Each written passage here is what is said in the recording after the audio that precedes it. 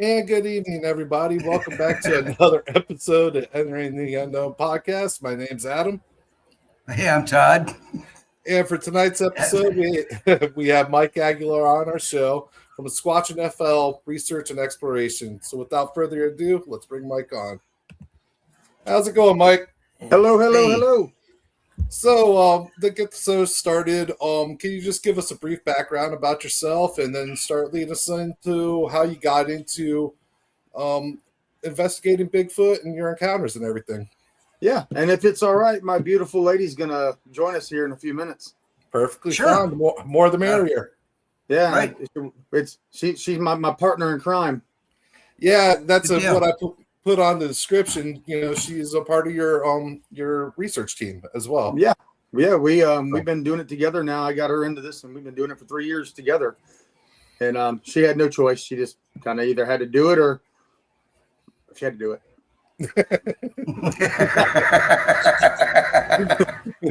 It makes it a lot easier. It makes it a lot easier that she wants to do it with me. I tell you that. No, that's But, awesome. Well, I got started back in 2017. I didn't really believe a whole lot. I didn't disbelieve, but I just never was really into the subject that much, other than your average, guy who would watch Harry and the Hendersons when he grew up and watched Finding Bigfoot and things like that, occasionally.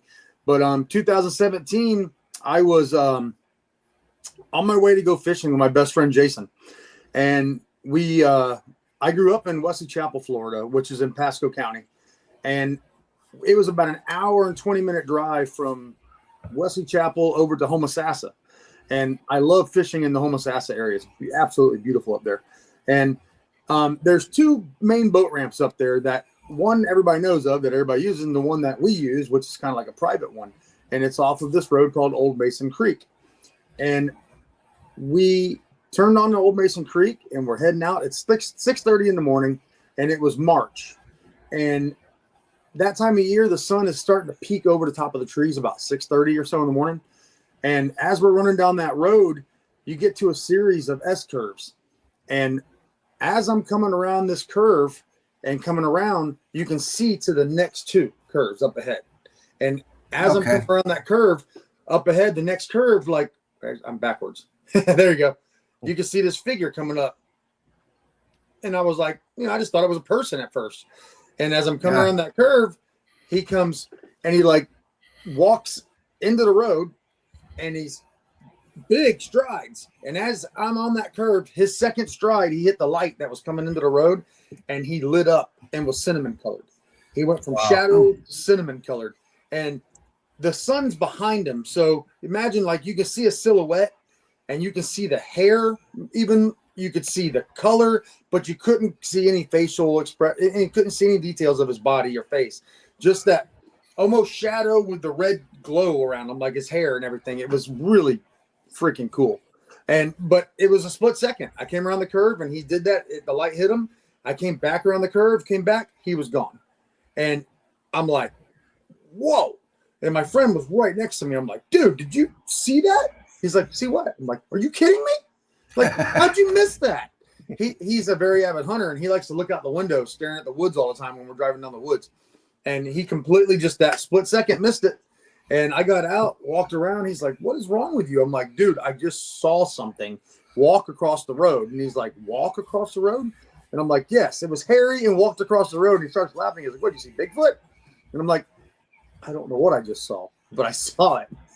And like the whole day we went fishing, and like the entire day I was thinking about this thing I saw cross in front of me. Like it was like tattooed into my brain, and I couldn't stop thinking about it. I went home, the same thing. And like day after day, I just started digging into it. And that was where it started. It led me right into I dove nose first into the rabbit hole and wanted to learn as much as I could about it. Yeah. No, I know exactly what you're talking about. It's like as soon as I seen and had my encounter, that's all I did. It was on my brain constantly, and I was a huge skeptic beforehand. It actually was around the same time when I had my encounter, around 2018. So, yeah. So I'll be talking about that on another show. But no, it's crazy it's crazy when I think back at I've had a lot of crazy encounters. I know you guys know about a few of them, and I've had some crazy ones, and I swear 90% of them have been in March. Yeah. For whatever reason, March between, and it's usually like it's been the like early to mid March. I don't know if that's when they're more active. They're breeding or whatever they're doing, but they're moving around more. But for whatever reason, that's been the time frame in Florida that they've been the most active. February and March. And what time of day? This was 6:30 in the morning when this one happened. Yeah, that one. But on average of your sightings, been different times. I will say I had two encounters where I didn't physically see it, but okay, when I had something happen, and those were in the middle of in the hottest part of the day in July, and one was July and one was August, and middle of the day, I went out with the mentality of everything in Florida beds down in the middle of the day because it's so freaking hot. Like, so you can go, like, you don't see, I mean, it's like fishing, you know, you go out fishing, you don't catch nothing from 11 o'clock till 4 o'clock in the afternoon. You're not going to get a bite. Yep. And then, so everything like goes into its like relaxed mode. And I said, all right, well, if I'm something that is like a deer or a hog or whatever, who comes out nocturnal, like I read about, these things were nocturnal. This is when I was first starting. I'm like, this is going to be the time to catch them off guard. And it worked. And I had two really crazy encounters because of catching them off guard in the middle of the day, like 12 o'clock in the middle of 1 o'clock, middle of the day, hot part of summer, no wind blowing. Would you like to get into those? Yeah. Sure. I can, I'll tell you I'll give you my two bad encounters. I've had everything's been good except for these two bad ones. But I realized, and I learned a lot from Thomas actually, that they were my fault. It's my fault that they were bad. And you know, you learn from your mistakes. But what I did what's that? Was that Thomas Seward, the guy we had on? Oh yeah, no, he's awesome. We're gonna have him back on too. I got to meet him in Washington when we went to Medellin Falls. We were speakers at the Medellin Falls Bigfoot festival they have up there. Oh, that's awesome. It was when I was with Mid Florida, and we went with David Shealy, and we all went there for a week. It was really, really cool experience. But you know, I didn't realize it that, you know, you're at the time how much these things don't like hunters for one, and you know, you're learning something. You don't know anything. You know, you're just walking in the woods trying to figure it out. And I just had, you know, different ways I wanted to approach it. So what I did was I went out and I looked like a damn turkey hunter. I was completely camoed out. And the one area I grew up in Pasco County, there's a preserve. That preserve is 9,800 acres.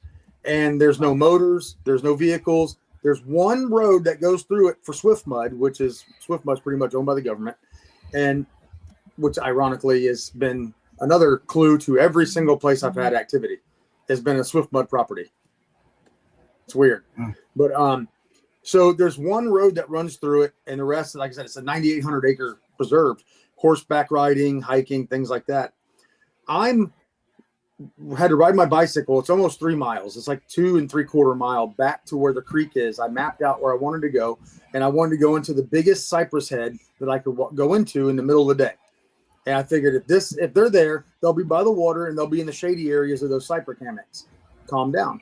And so I get on my bike and I go 2.5 miles, and I get off the bike when I got close to that trail and started walking. So I'd be quiet because it was so loud riding the bike in. So I get off and I start walking down the trail.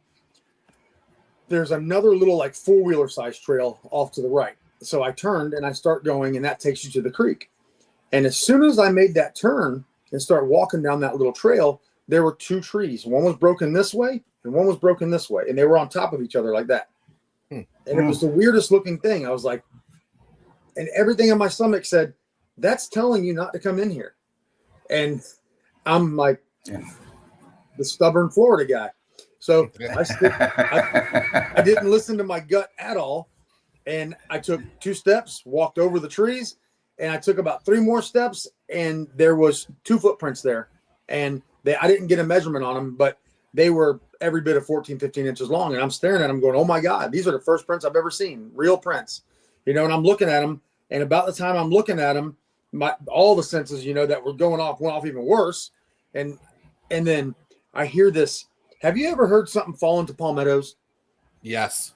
How loud it is? I know exactly what you're talking about with that sound.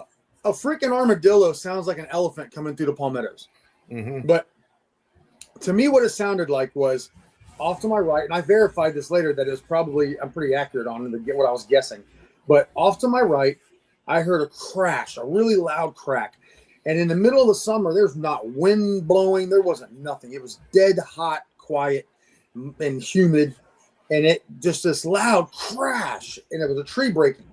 And then it fell into the palmettos. And then 1 second later, just this freaking deepest, nastiest growling rumble. And oh my God, I was like, whoa. Mm-hmm. I couldn't even look at it. Like it was over here, probably 20 yards away. I was like trying to look at it in my peripheral. I was afraid to look at it. And this rumbling growl. And I literally turned around and I said, all right, I'm out. Sorry, I'm leaving. I just talked to it. I didn't know what it was for sure. But I just said, all right, I'm leaving. So I turn and I start walking. I step over those trees. I get up to the trail. And now I have to turn left to go back towards where my bike's at. So now that I'm turning left, whatever it is going to be on my left. So as I'm walking, I start hearing footsteps paralleling with me. Crunch, crunch, crunch. And then another set, crunch, crunch. I would stop, it stopped. And then a third set, I would hear at least 3 steps of footprints walking. And they weren't being quiet about it, but I stopped, they stopped.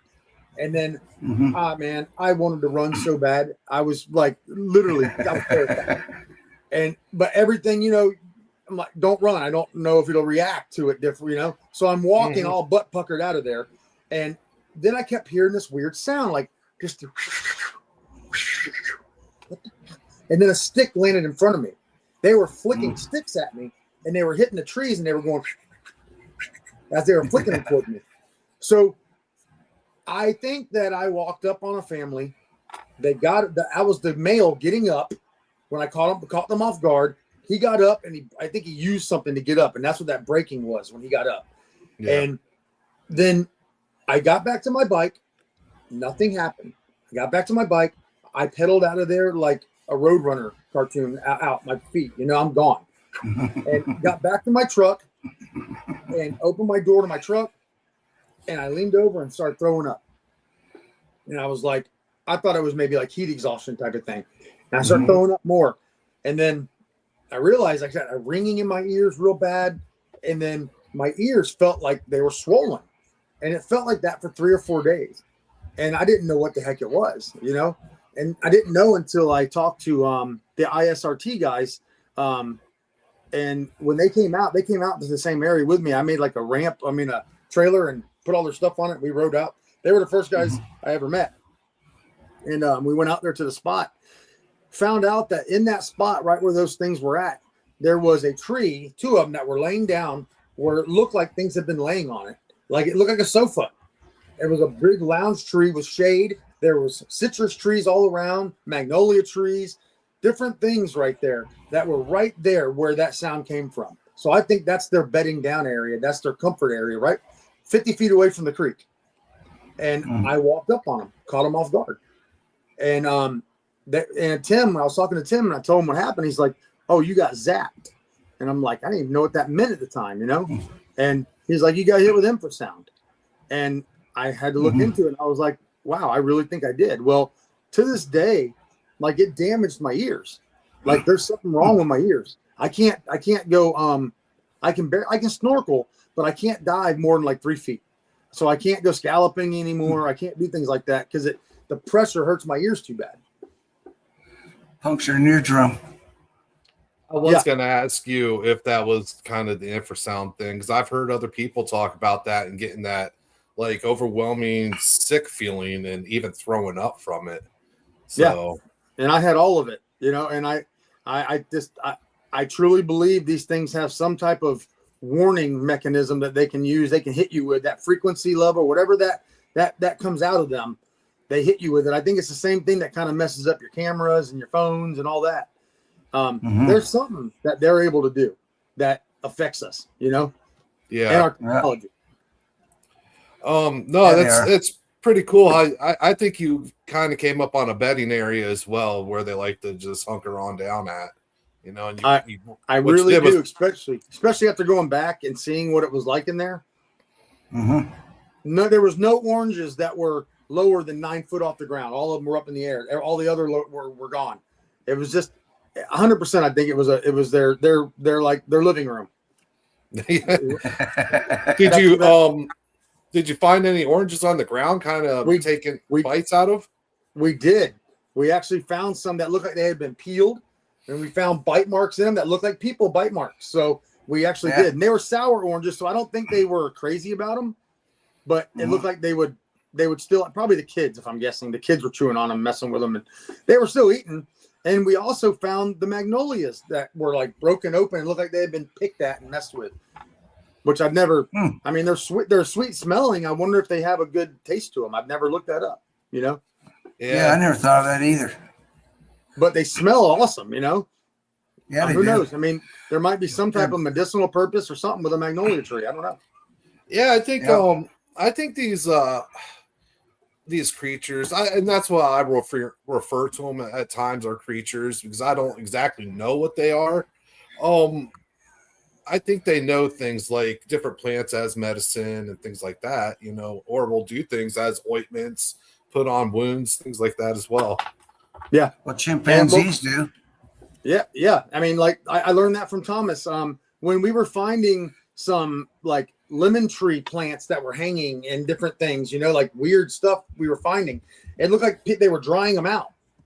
And I sent those pictures to Thomas, and I'm like, hey, any idea what's going on with this? And he said that's what they're doing. They're using the lemon tree or the lemongrass. Sorry, not lemon tree. The lemongrass. They dry it out and use it for medicinal purposes. And he said it's good for your teeth and other things that they'll use. They'll chew on it. Wow, he's such an interesting guy to listen to, man. Oh yeah, he is. Yeah, he really was. We're gonna have him back on in the future again. Yeah, and I've been wanting him to get down to Florida so bad. I wish that the conference people would just be like, "Hey, let's just go in and get him down here one time. It'd be worth it. He's so awesome." Oh yeah. He could hold a crowd like none other, and just put on the show. Everything. It would really benefit them a lot having them, I think. Oh, you know? we got to see Peggy do the whole dance and everything. It was really cool. I got to sign the foot. Me and Christina got to sign the foot of fame. That was awesome. Yeah, I see that on a lot of his photos and everything that he posts. That's pretty cool. Like tons of signatures on it. You know. Yeah, we started our own little. We started a jersey of fame. It's down in Fort Myers. They have a hockey team, a minor league hockey team, and it's called the Everblades. But one time a year, the whole area voted for an alternate game, an alternate name, and mascot for that game, and it's the Skunk Apes. So one game a year, they turn into the Skunk Apes, and we have a jersey, and we get that sign when we go to the conferences now. About everybody. I seen you guys post pictures of going to that game. Yeah, that was pretty cool. Especially the jerseys and everything they had. I really like that. Dude, that was so neat to sit there and you know, David's such an intriguing guy, an interesting guy to know and to work with, and everything down there is like a different world. I love going down to the Everglades. The Miccosukee Indians, the Seminole Indians, and the friends we've made down there. It's such a cool experience, man. They've told us stuff that a lot of white people don't know. Haven't heard about, you know, and I don't, out of respect, I wouldn't even go into those stories, you know. Yeah, but there's things that we've heard, like it's not a creature to them. It's another being, another type of person that lives out there. You know, that's just normal to them. And that's what I personally think. When I had my encounter, it looked way too much like a human to me, but not like how we look. It looked more ancient, like more of a relic hominid. And even when Thomas spoke about it, that's what he referred to them as too, is like kind of like a first tribe before them. Yes, he was speaking about it. And so I share those same feelings It didn't look anything like an ape to me, but I mean, all across the United States, like down south or here in the Midwest or the East Coast or out in the Pacific Northwest, they could probably have all different types of looks to them. And some, like even in Texas, could look more like an ape, or in Florida and Georgia and Alabama, they could look more like an ape there. I've seen both. I've seen things that look more like us. I've also seen something that looked more primitive, more apish, you know. Yeah. And right. I have blurry pictures. Like, you know, a lot of people have blurry pictures. I have blurry pictures, and the blurry pictures, they look like juvenile. I seriously think the juveniles of whatever, they either change or they're mixed bred or something from with up north. I mean, which could be just, we have a different breed here, or two species that are kind of breeding and making a different one here. There's something different, because I've seen it's like both, like the intelligence of us with the looks more gorilla, apish, or chimpanzee, you know, especially when they're young, they look more chimpanzee. Yeah. What would be the second encounter that really you said you had two bad ones that really got to you? Well, what's funny is we're going to go live tomorrow. It's going to be me, Christina. We might get RPG to come with us. He's not positive yet. And but Mike Noga's coming, and our friend Ruby. And we're going to go into the area that this happened at.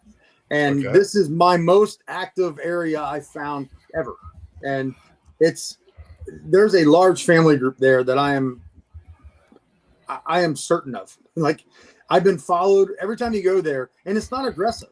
This one time was the only aggressive thing I ever found, and I don't know if it was territorial or what it was, but so I found this location because I took my son. I looked on the map and I said, all right, there's a creek that runs up to the area that I was just telling you about, that creek. And that creek runs through, what it is you've got a corridor in Florida, and that corridor runs down the west side of the state and then cuts over almost where I live now, right at Citrus County. And it cuts over and goes back behind the back of Pasco County, down Pasco, into Hillsborough County, and back around into the Green Swamp and all the areas that you've heard about. It's like one big connecting corridor. Well, there's one little branch of it that comes out, and that's where my preserve is that I grew up on. And that's where the creek is. It's Cypress Creek. And that's where it is. And that preserve, the Cypress Creek, runs down for like almost 20 miles down and eventually runs into the Hillsborough River. And I've just paid attention and found the areas that I thought looked the most productive. And so I parked with my son, and we went down this power line run back to where it's behind $1 million neighborhood, and like the $1 billion neighborhood, whatever you want to call it. It's an expensive neighborhood. And but behind it, there's nothing. It's just another giant preserve. And so we walked 2 miles or so down the one power line run is mowed, and the other one's a very narrow one, and it's not mowed at all. It's because it's so wet. It's never kept up with. And we're walking down that one, and as we're walking down, the hogs are taking off, and we see deer, and there's everything back there. We get to the creek, and my son loves to fish, and I love to fish, so we took it more as a fishing trip. Well, we had something happen that day, and my son started like freaking out, saying he saw something looking at him. I'm trying to give you the quick version. He saw something looking at him, and he was so adamant about it and then I started hearing like what I call the 400-pound owls going off, and it was just whoo, whoo, whoo, whoo, whoo. It sounded like 30 owls going off across the creek and to the right of the creek. So there's a zigzag in the creek. You can't go across that creek unless you are stupid, because there's 12 and 13-foot gators in there. Yeah. And you're not going to go. This is a very ancient old creek. You're not going to black water. You're not going to want to go swimming across it. I promise. And especially when you see the dinosaurs that live there. So I actually got a little uncomfortable when I started hearing all those crazy sounds going off. And after he saw something, and he said he saw something looking at him from the side of a tree, and he started crying. And so I took him home. I couldn't stop him. Like, you know what? I'm coming back tomorrow. And I grabbed my dog, Miley, and got her on her longer leash, and we parked and went down the power line trail. Now, to get to it, so then you got to go down the power line run and go across the half a mile to the other power line, and then down 2 miles, then back another half a mile this way. You go over a bridge and then come back into where it's at. So it's right in the middle of everything, but hidden where you can't get to it easy at all. Yeah. It's very hard to get to this location. And I got into it, and we start walking in, and I found really cool. I'm starting to put up some videos. You will notice that some videos I've been starting to put up, and they're old videos from like 2019 and things. And that's from this area. And I'm going to start putting the bedding pictures up next. That's the next ones I'm going to dive into. I found a bedding area, and these trees, palmetto palms don't go over easy. It's even with hurricanes. And this group of palmetto palms, there was 3 of them, and it looks like it was over, and the root ball sticking up like this. Okay, that happens.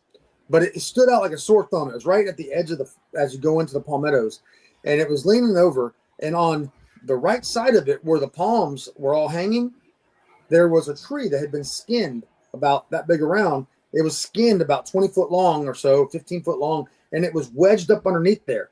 And it was keeping those palms from being able to go over all the way to the ground.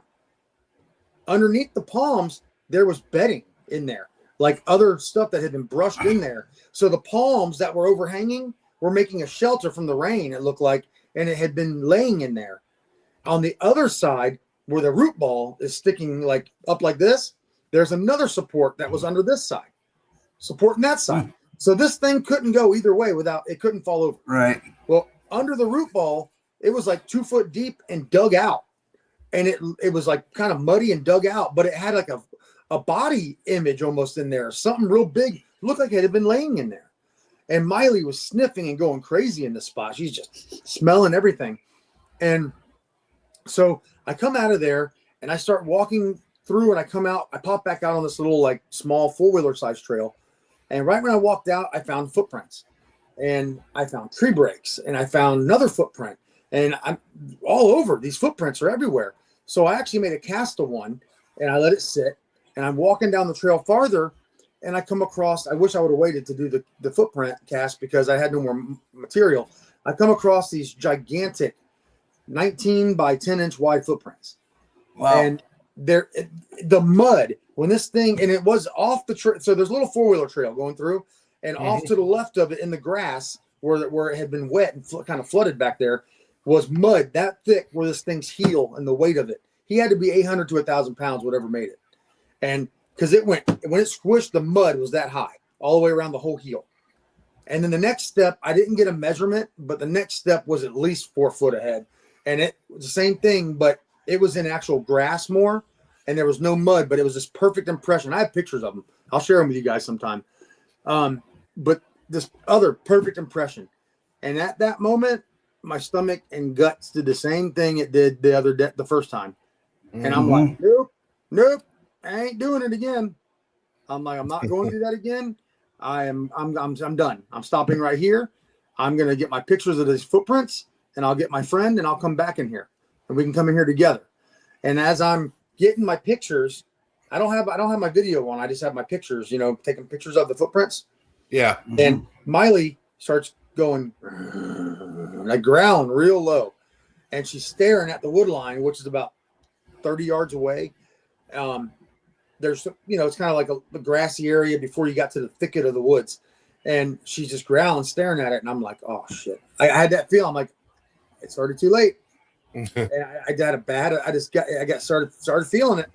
And next was what I think was a stomp. I think it stomped the ground, just boom, like a territorial type stomp. Just it's what it felt like. I literally felt it. Boom, heard it, felt it. Boom, and Miley jumped. I jumped. Her hair stood up, and then that you couldn't see. Parts of Florida. I mean, you can't see into the bushes. It's so thick, and I couldn't see in. It was like a wall of bushes. But you could see the 3 or 4 trees sticking up out of it that were 40, 50 foot tall. And the one tree in the middle went. And then it just, this thing let out a sound. And that whole tree went over. Miley turned, she hung herself on her leash, and like she wanted out. I literally, I same thing. I turned. I'm sorry. I'm leaving. Mm-hmm. I'm out, dude. Yep. I started getting tears coming out of my eyes. My eyes were watering up. I thought I was done. That thing shook that tree. This is not a little, this is a 50 foot tall tree. And it's that big around, and it's shaking like it is a twig. And when that thing screamed, it went through me and pushed that. Oh my God, dude. I'm walking, thinking this thing's coming. I try not to run. I'm walking down the trail, and I get out of that one trail, and I start turning to go the trail that takes me out. And as I'm cutting across, I don't see nothing. Nothing's following me that I know of. I can't see anything. But I get on my phone. I call my best friend. I'm like, listen, dude, I told you where I was going. You're the only person on the planet that knows where this is.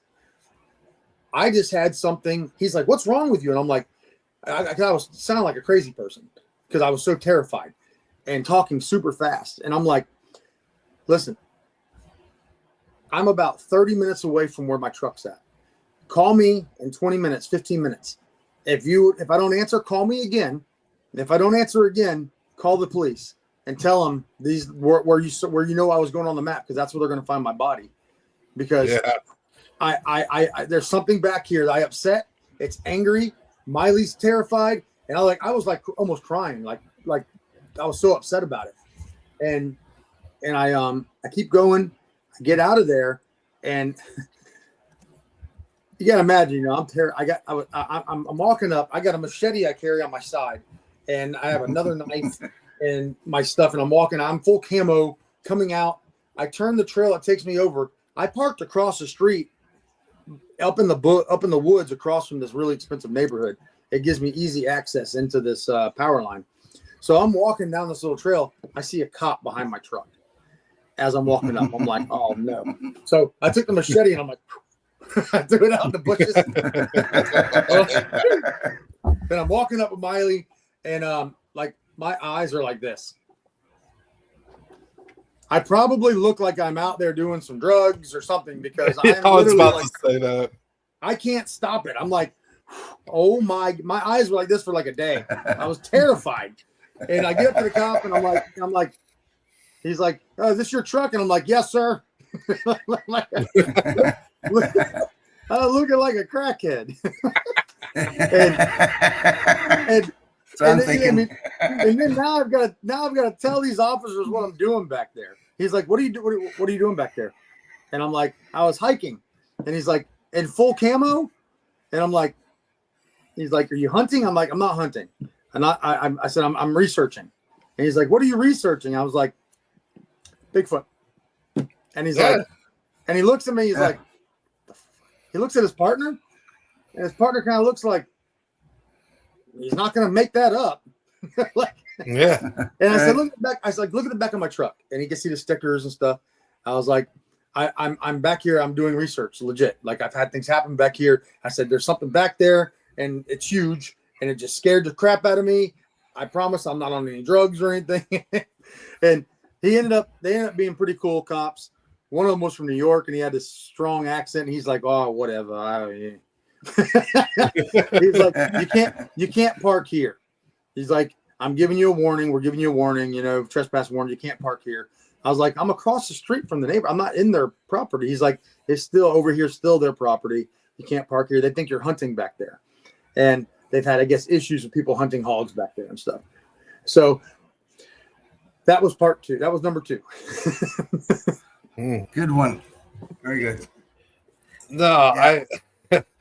I've experienced all those same emotions as you did. The Todd knows the one spot where I would go deer hunting. I've seen a tree shake, and I was kind of sitting there being stupid about it, and I was chalking it up as a deer sitting there rubbing its antlers up against this tree. But this tree was way too damn big for it to be shaken. But I was just trying to make myself feel better about it when I was back there. But this spot where I was at, it would scare the shit out of me. It took Todd to get me to go back out there by myself again, because I wouldn't. I just had too many bad things happen. People don't understand, like, I don't care how tough you think you are. I don't care if you're ex-military, if you're a cop, first, responder. I don't care what you are. You can be the baddest mother in the world. And you come across one of those and you get primal fear hit you and it goes through your bones. It does something to you. I still to this day am not the same. There's my prettier other half. Hi, Christine. Welcome to the show. Hi. I figured it was a good time to pop in. No, I was just finishing up on that, but like that, there is nothing more terrifying than one of these things that are angry. And like, oh, absolutely. Woo! And I think they know how to make you scared. Like they're good at it. Like they're very good at it. Now let's go back to when you and your son were back there. What was he saying? Did he said he's seeing the eyes staring at him, or did he see like its body? Or so there's like the creek goes zigzagged, and that corner across is where I ended up going into, where the bedding area was exactly. So, what happened was we started hearing the owls and hearing the weird sounds, and this is like 11 o'clock in the morning. You don't hear lots of barred owls that time of day. A lot of times it's early in the morning or late in the afternoon, evening, when you start really hearing the owls. And these were going off. Like, it sounded almost like barred owl monkeys just going off. And then he saw, what he said was something. He said one hand was on this side of the tree and on this side, and it was looking at us. He said it was brown. He said all he could say was it was brown. I couldn't see. I could just see like the figure. He thought it was brown, and it was looking at us. And he went. He did it twice because he was like, "I'm like, Kalen, stop messing with me, man. All right, because he knows I was into it, but he was really young then. Like he was maybe 5 or 6. I think he was 6. Wow. He was really young. He was really young, but he loves fishing. Like he's been fishing with me. He's not a normal kid, man. He's been out. He's still not like your normal kid, man. He's not scared of much, and very good fisherman for his age. Boy, the only boy I know 10 years old catching 9 and 10 pound bass on a regular basis. And that's awesome. Yeah, he has a little a little TikTok channel too. You guys, like, if you ever, I'll have to post that sometime. He does his own little videos. He goes out fishing in these ponds, catching bass. It's awesome. But we also found some weird white. It looked like giant human white turds on the edge of the. It looked like you had hung your butt over the edge of the creek, where the creek had like a drop off. It looked like you had hung your butt over the edge and dropped them. But they were like that big around and like that long. They weren't super long. They were like that big around. I'm like, it's a big turd. That's a big asshole. They were white. They were white like they had been. Yeah. They're white like they had been out in the sun, but kind of like how like a you ever seen like a coyote turd, how they turn white? Like it was like that. It had turned white like that. Like a dog turd out in the sun. Yes. Yeah. Exactly. And I believe that a lot of times to hide themselves, they shit in water. I can see that. Because the KX expedition down there in Oklahoma, they say the same thing. That's where they've been, they're discovering that's what they do. Yeah. So day. Yeah, there you go. A nice waterfall. Yeah, you go in the water and just clean it out. You're good. Yeah, right. A bidet. Fish. There you go. But it does make sense. Now, I was with my dog one time, and she smelled something and jumped back, and I'm like, and she jumped back again, and I'm like, what the hell are you smelling? And there was a pile of crap under pine needles. Like it had been covered up with pine needles, like a pile. Like she was really weird around that poop. Like it was a different smell to her, but for whatever reason. Yeah, usually dogs don't act that way. They will smell it, Oh yeah. Oh, she was a turd eater. She would, but she didn't. I had one of those. I actually found in that same area where that thing paced me out. I found, Stacy Brown? Yes. So Stacy Brown's a good friend of mine. and he was literally the second person that ever came and met up with me. And he's the first person to go into the area that I'm going into tomorrow with everybody. And he was with me, and I brought him a present. I handed him a bag of a turd. That one was this long, and the other one was about that long. The most foul-smelling crap I've ever seen in my life, and it was covered in hog hair. Like, it was all hog hair. The whole thing was black hog hair. It was the weirdest. It was a weird. Anyway, I'm like, hey, if you're here, I got something for you to sample. And I didn't know it, but we found out later that Okay. I found this out because he was telling our friend Matt Langford that he took the turd, being nice. He's like, yeah, I'll take it. You know, he's like, he's driving back to Tallahassee, and he's like, his truck started smelling like shit. Like, he said it was the worst smelling shit ever. And he's like, damn it, man. Like, he said it took him forever to get that damn smell of that turd out of his brand new freaking little Jeep that he had. But it was funny. He was telling that story one day on a podcast.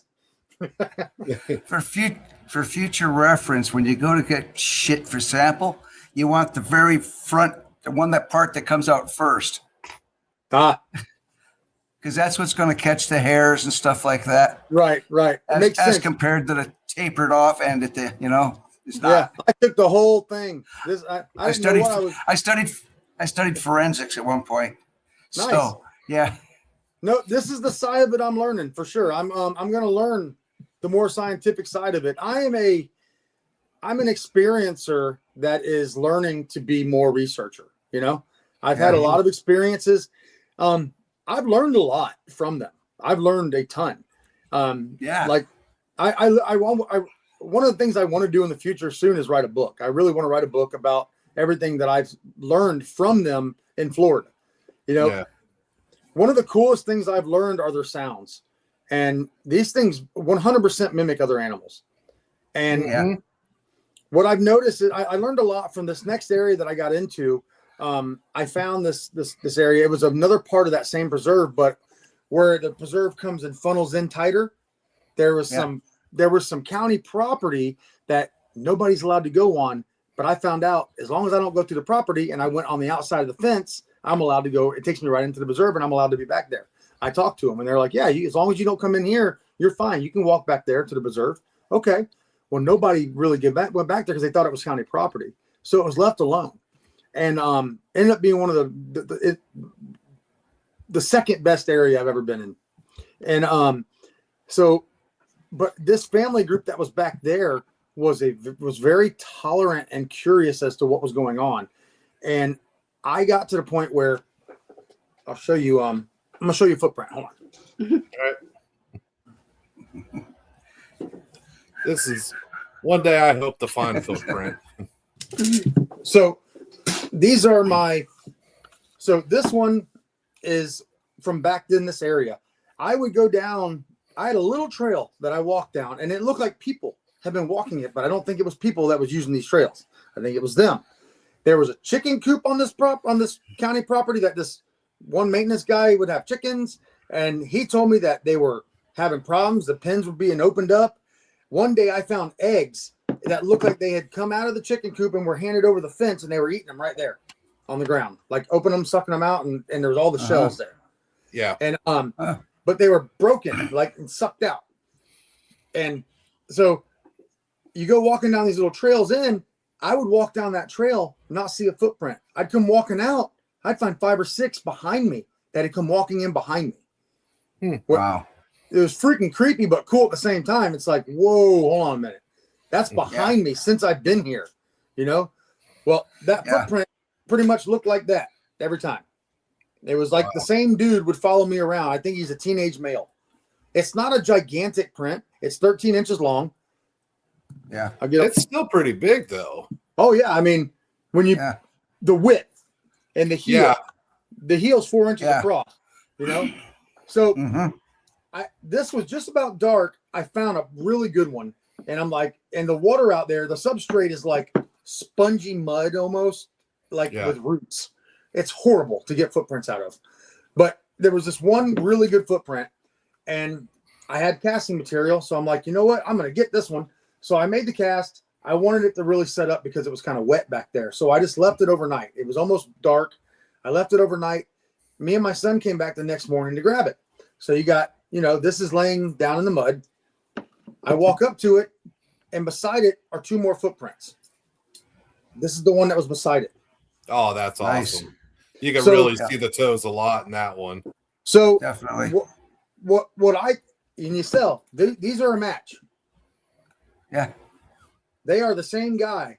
What he did was watching me, and when I left, he walked over there and stood over the top of the casting, looking at what I made. And when he stood there in this mud, this area, it's not super wet, but if you stand there for a while, it gets wetter as you sink in a little bit. Mm-hmm. Right.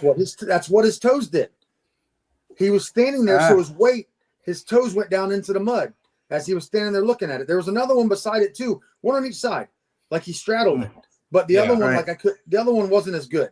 I didn't get a cast out of it, but I was able to get that one. So now I have this awesome set, which I'm so happy about.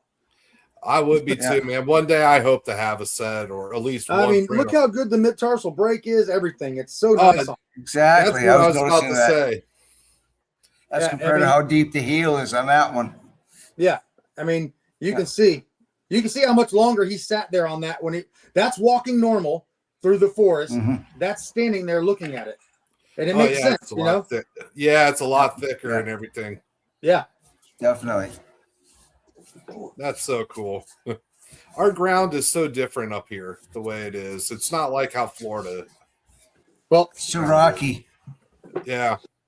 Well, we've got either sugar sand or super good or too much wetness and mud. It's really hard to get it's really hard to get toes. Toes are really far and few that you find with toes, or you'll find a lot of them with. It's like this. You get this in the whole bottom of the foot, and it looks like a boot, but it's not a boot. But it looks kind of like a boot, when you see them. So it's really hard to identify. But this one, that same area that I found there's a trail that cuts into, it cuts over to a pine area, and there's like a crossing through there. And this one crossing spot, the family goes back and forth, and multiple times I found like 5 or 6 different size footprints. I found 7 different sizes total in one area, and in there, all the way from 17, which is what I'm going to show you, 17 inches all the way down to 6 inches. And I wish to God that I would have started I was seeing them on such a regular basis. I didn't cast them. I was like, oh, I'm just going to keep finding them like this, And I didn't. Yeah. I wish I had that problem, Yeah, it seems like a good problem to have. So check this out. This is a 17-inch footprint. Wow. This is from the same spot. It's huge. You can see how heavy he was.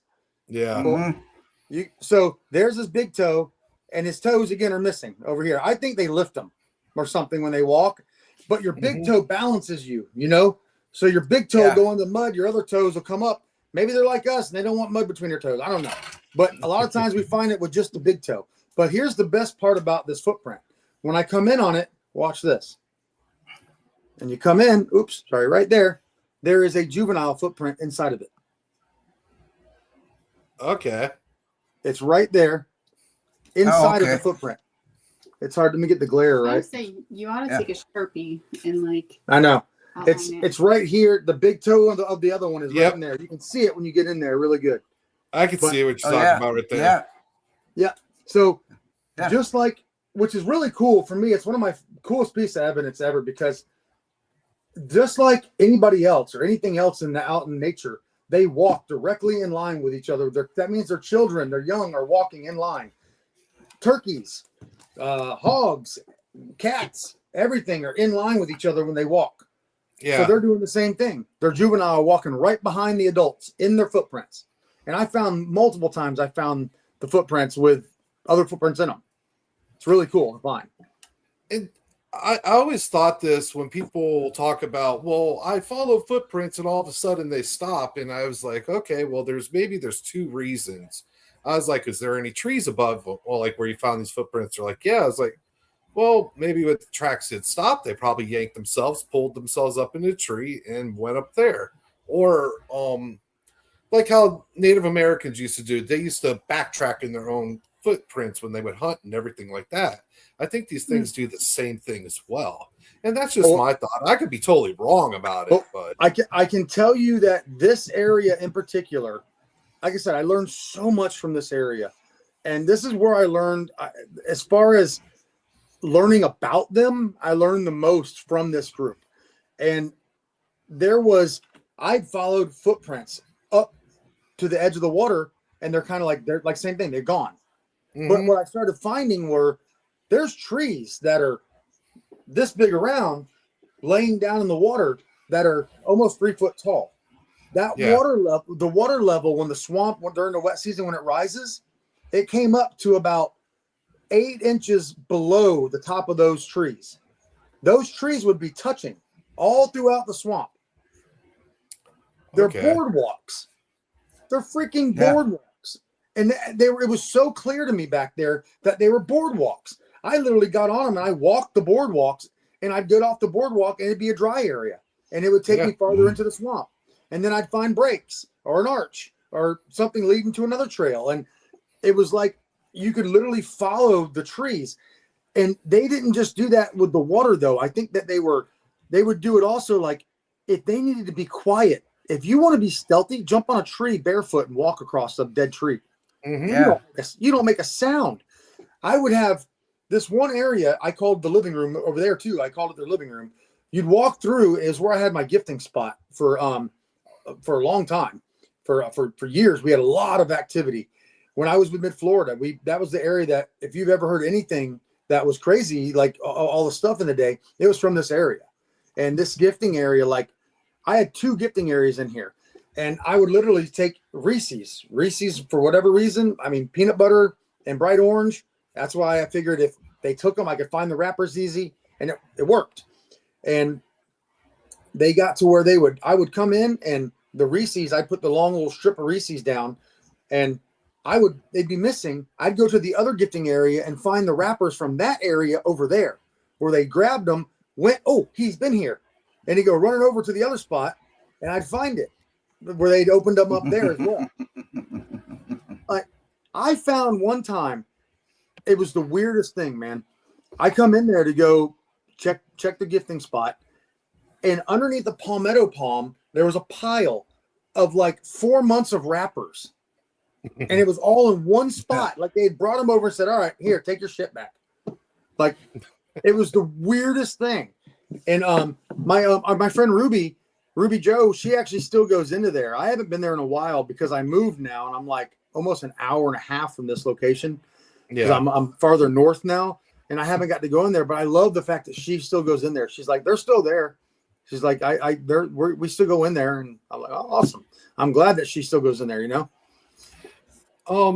Do you guys find that these things might migrate south or north or during a certain time it's a year?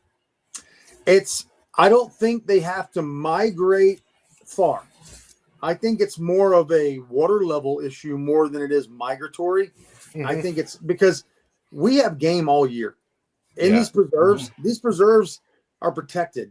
And I swear the state of Florida knows what's out there. And I'll stand beside that because I literally got hired by the FWC, and I was going to start working for the FWC, the Florida Fish and Wildlife Commission. And my supervisor was telling me a story about him and his dog and some other thing. He's like, well, once you get going, I'll have some things I want to talk to you about. And they knew about it. He was part of our team, part of our group. Like he was following the group and stuff. And he knew who I was before I did the interview. It was really cool. Like, he's like, yeah, you're part of a research group. And I'm like, oh yeah, I am. How'd you know that? Like, it was really like, oh, that was kind of cool. but they know things, you know? And I think these areas are protected. And the more you look at it on a map and pay attention, man, I swear they have been set up to protect these things. It's really neat. National park, sir. What's they were that? asking about migrating. We're talking about migrating. I know. Yeah. You were saying they don't go far and that the preserves are protected. Well, the water levels come up and down in the swamp in different areas. And I'm sorry. I'm super ADD, guys. Oh no! What I was about to say is, one of our buddies, and you probably know him, Jared Lowe, from the Lowdown podcast. It was just probably about a month ago. He was actually given a bullshit answer on why he couldn't go into this part of the Green Swamp because they said, "Oh, we have to dig up these water lines for whatever reason and put them in or do something like that."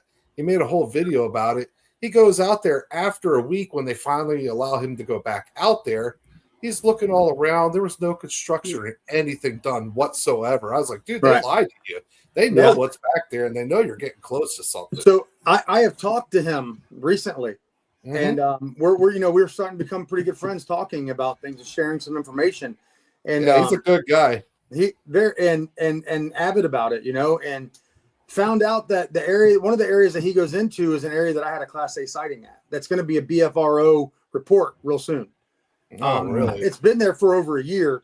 It just hasn't got published yet because it's too deep for the BFRO guys to get back into, and nobody's been able to get back there. But guess what?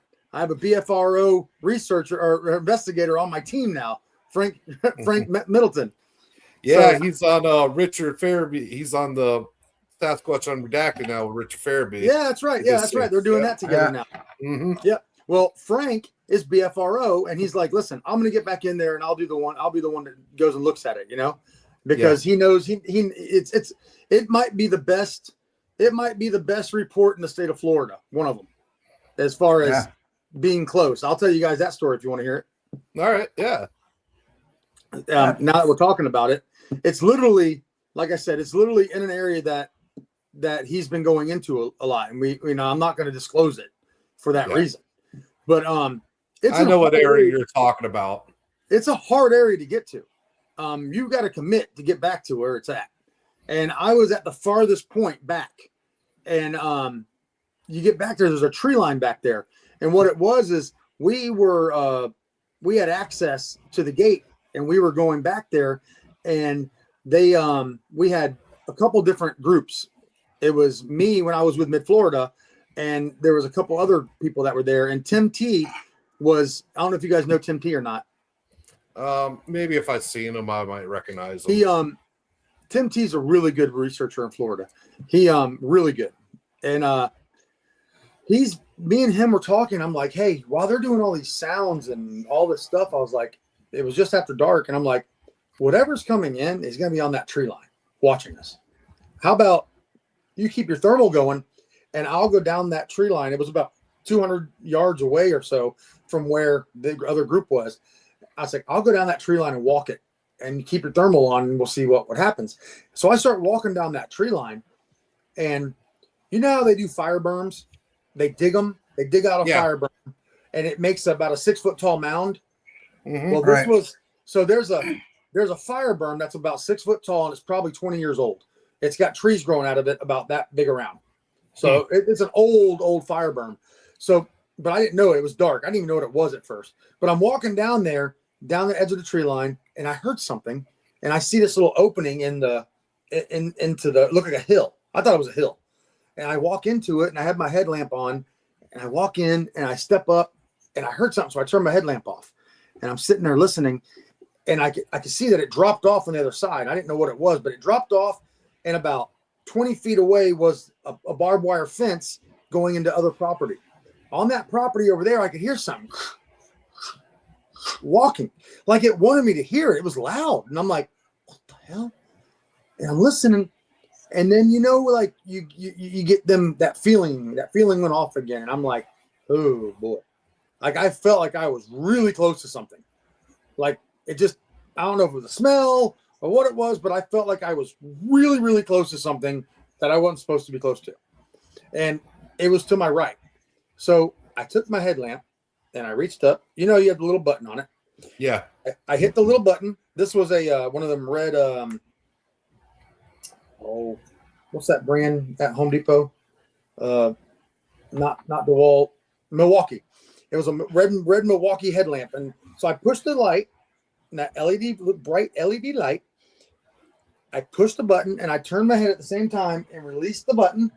The light came on, and 15 feet from me was the largest completely black, gigantic, hairy thing I've ever seen in my life.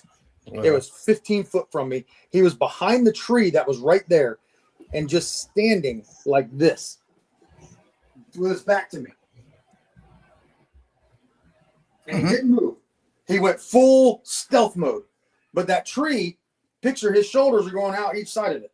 Yeah. Yeah. Well, here's the best. I literally. I jumped and turned the light back off. Oh shit! And I turned and I went, oh my god!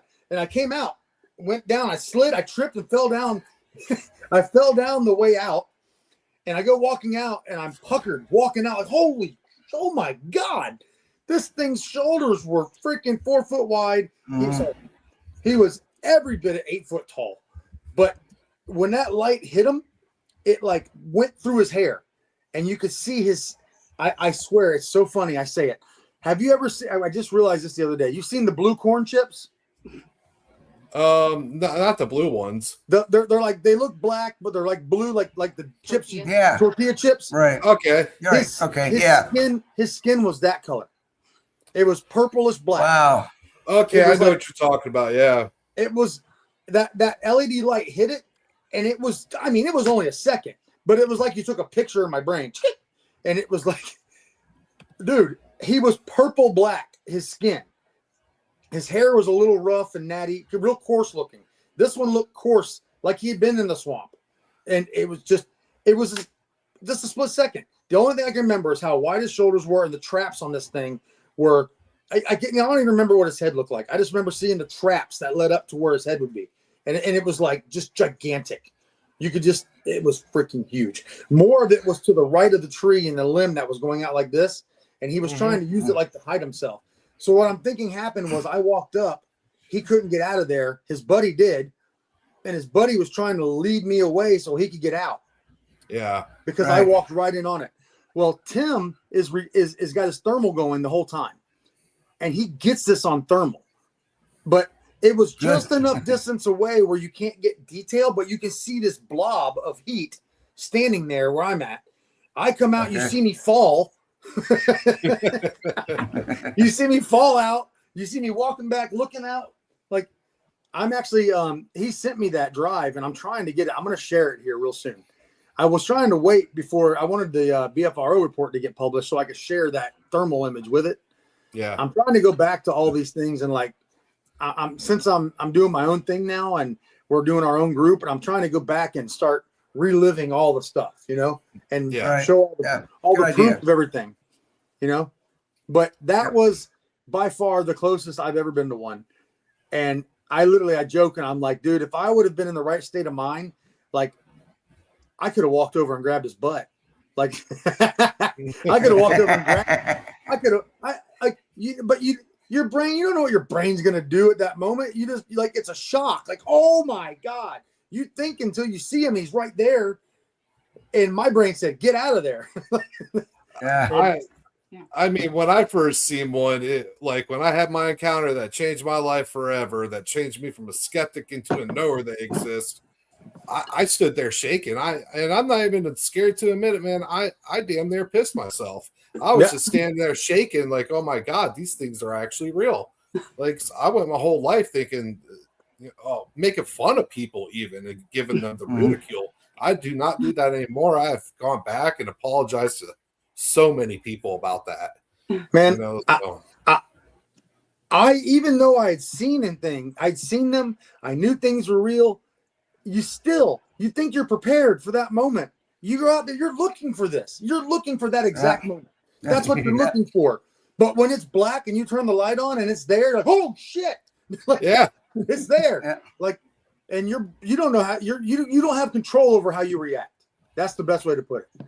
Like, oh my God, that thing was gigantic. Like, dude, that thing was so big. But I can just close my eyes and see that purple black skin and those traps. That, like, oh my God, he was just like,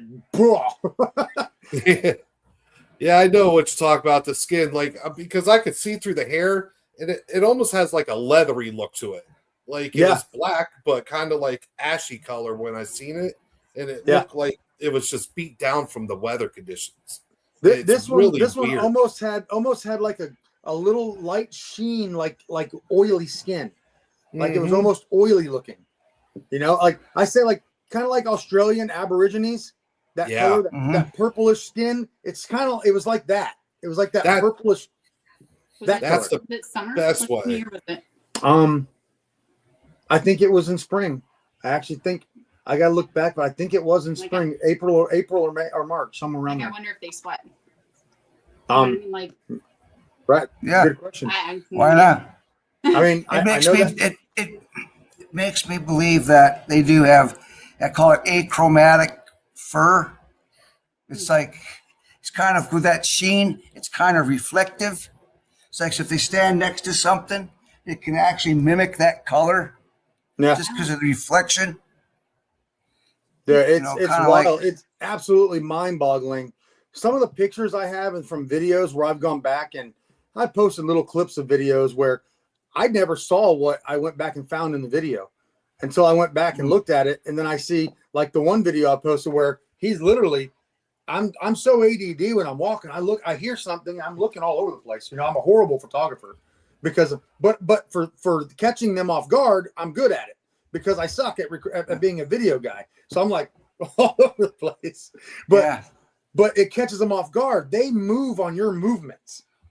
And I caught him that's in that one video, like he's over here and it's like he came out to see what I'm doing. He's like, oh shit, and went back in, you know, but they're not hurting me. I mean, they could have hurt me anytime they wanted to. They could have taken me out. I got too close. I got too close 2 times when I was wearing all camo, looking like a hunter, sounding like a hunter, acting like a hunter, which I know they don't like hunters. I found trees and tree stands with the whole tree and tree stand knocked over. Yeah. You know? Wow. I think you guys ought to poke this bear for a minute. Yeah, see, I was you just you were a guest speaker at the Great Bigfoot Conference, weren't you? This past couple weeks ago? Yeah, I was on the round table. Can you talk to us more about that? Because since we're up here in Michigan and other people in the comments that like in Texas or in up there in Massachusetts as well. So every year at the conference or whatever, they basically have, they have featured speakers, guest speakers and everything else. And then they have this discussion, I guess you call it, round table. There was no real round table. We just kind of sat in a line. But basically it's a discussion for like local researchers and, people that are out in the field and what they've seen. And they kind of leave it up to the host of the show and the MC, which was Ryan Golombeski, RPG. And so he kind of asked us some questions to kind of like figure out where we're at and what kind of research we do and our favorite or whatever encounter. And then they opened up some questions to the audience. So they can get their questions out and then we, go down the line and give our input. I'm laughing because she loved doing it so much. No, that's awesome. I mean, it's got to be an honor to get invited up there to do that. It was an honor, but she was like so uncomfortable because I'm usually the speaker guy. I'm the one that talks all the time. And she's just kind of like, I'll talk and I have fun doing it, but I'm a little uncomfortable. Yeah. So it's funny because like every picture that everybody posted, I'm like, what was awesome, Frank was up there too. So you had Frank Middleton up there, you had Christina up there, and RPG. So 3 of our team was up there. It was freaking awesome, man.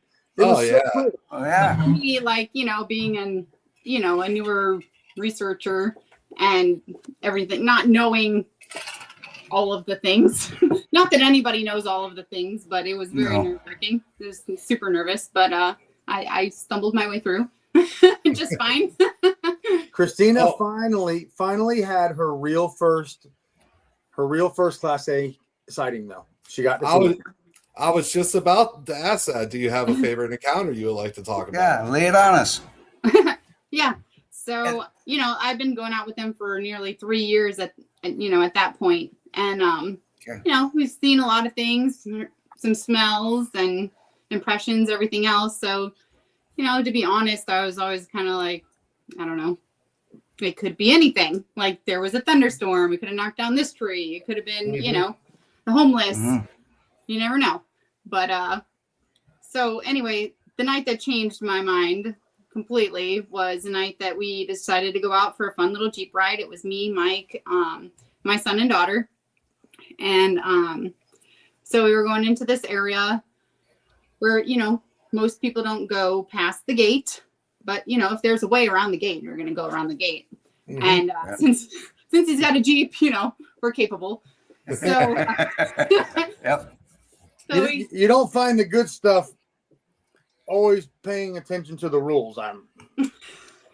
No, I absolutely agree. There was play. So we played. So we go around and it's like mid-February. So it's before the time change. And it was just really starting to get dark. And that was the fun of it. Like, let's go out for a night ride and check out this area that we've been going to. And so as you go around the gate and you start going down this hill, it's like a lime rock hill, and then it kind of opens up to like a big area. And as we're coming over, you're kind of going downhill, but the lights are still like shining up ahead. Yeah. And up ahead, all of a sudden he like slams on the brakes and we just see these giant, like they're road reflectors, like giant eyes, like halfway up this tree. And wow. Just like they're like a yellowish green, like mostly yellow is what I saw. And so I have poor distance vision. And so I see these big reflectors just up in midair. Like, what in the world is that? And so I like close my eyes, do like this really long blink. I feel like it was like 3 seconds at least. And I open them up and it's still there. And like him and my daughter, my son, we're all kind of like, oh my gosh, do you see that? Blah, blah, blah. They're like freaking out. And I'm just like, like, is it like, oh my gosh, like this is like that moment where you're like, it's not an owl. It's not like the size of these. It's just insane. Like literally the size of road reflectors and as reflective. Like they were so bright. It was like the size of my fist. And there was about that much distance between them. But when you come over that hill, the light projects, and on the right, the road goes this way, but on the right it goes 10 feet off the trail, 15 feet off the trail, goes right in up a hill, like right into the main thick woods right there. And what you want to keep break in a little, or no, you can ask questions, whatever. Kate had the best detail of all, because Kate was right behind me and I'm right here. Yeah. So I think the moment that she paused to do her blink was when this thing stood up. It wasn't even standing up. It was hunched.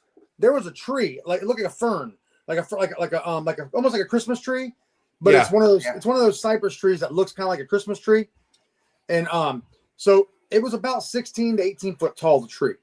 And when we came up to that hill and stopped, those eyes looked like they were about 6 foot off the ground, if I was going to guess. Mm-hmm. And then it went like a picture. We're pulling in, and it went like its head turned, and then you see eyes. Yeah, and it was like it was staring at us. And I'm like, oh, and Kate, I think her daughter went, holy shit. And we're like, it's like this.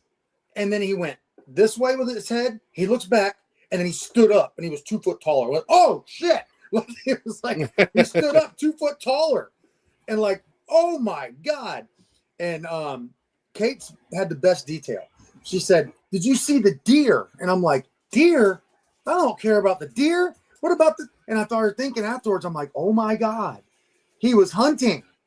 The deer were like 15 yards back. She saw two lower to the ground, 2 sets of green eyes. They were coming down the road towards him. He's behind that tree, scrunched over, watching them, waiting for him to come down that road so he could probably grab one. Mm-hmm. And we caught him off guard, and because she saw the deer take off this way and him. Well, we went back that next day and figured out the tree was at least 16 to 18 foot tall. There's a perfect game trail going back that gets used a lot. He's used that tree before. And we went back there and there was freaking a deer skull. There was a coyote skull. Then we found Kylie, my little girl. You guys know we do this as a family. Yep. So we take our Why kids. not? Squatch together, last together. Yeah, man.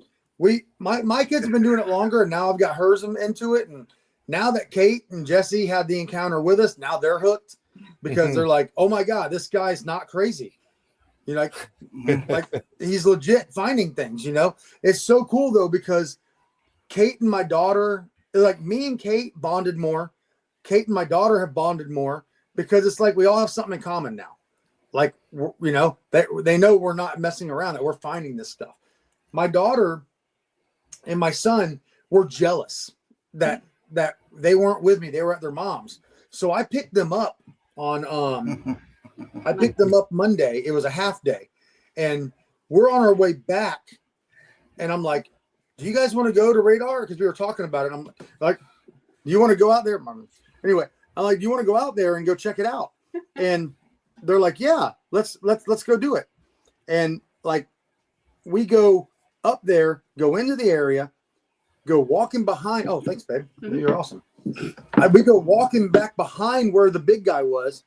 And my daughter's like, Daddy, I found footprints. And I'm like, all right. So I come walking over. I had a salt block that I had hung up back there, a salt lick and some other things in that I was trying to see what I was getting some activity on.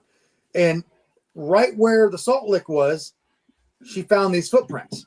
I go over there. There's 4 of them. And 2 of them I made a cast of, but 1 made it out. So Nice. it's not a huge footprint, but look at the toes. Yeah. Yep. And that big toe, especially, look how fat and wide it is. It almost looks like it has a bunion.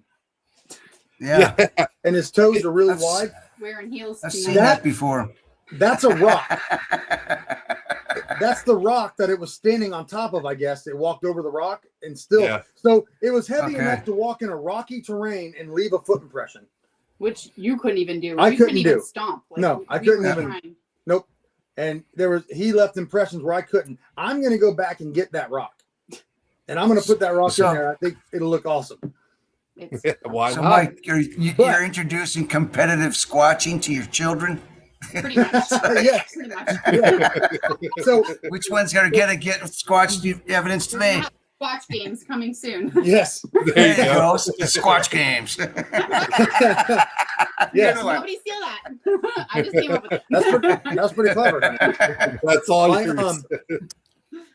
I'm looking at this and I'm like, oh my God, Kylie, good job. Like, those are footprints. And I followed them, you know, and they went off and I kept following them. It was a trackway, but you could see the impressions, but you couldn't get footprints. Like, there's only 2 good ones. So, and they were right where my salt lick was, ironically, right past where the salt lick was. And that salt lick had been messed with. And it was like a ball. And within 3 days, half of it was gone and it hadn't rained. It was like something was standing there licking it. But it was also higher than a deer would reach. Yes, it was like 8 foot off the hanging, ground. It yes. was up in the air. I did that purposefully. I had my son, like my son had climbed up and hung it, you know.